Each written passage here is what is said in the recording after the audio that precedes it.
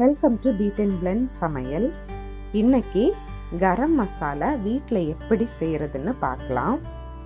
ஒரு இரும்பு கடாயில் 60 கிராம் பெருஞ்சீரகம், 20 கிராம் கிராம்பு, 20 கிராம் ஏலக்காய், 20 கிராம் பட்டை, 10 கிராம் ஜீரகம், 10 கிராம் மிளகு,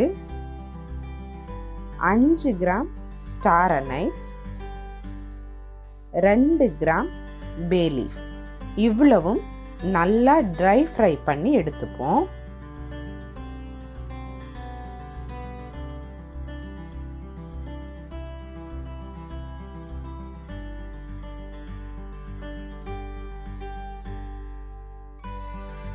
கரம் மசாலாக்கு தேவையான இன்க்ரீடியன்ட்ஸ் எல்லாம் ஃப்ரை பண்ணியாச்சு.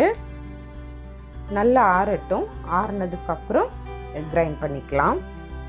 ஃப்ரை பண்ணி வச்ச இன்க்ரீடியன்ட்ஸ் எல்லாமே கூல் ஆயிருச்சு. கிரைண்ட் பண்ணி ஒரு க்ளீன் பாட்டிலில் ஸ்டோர் பண்ணி வச்சுக்கலாம்.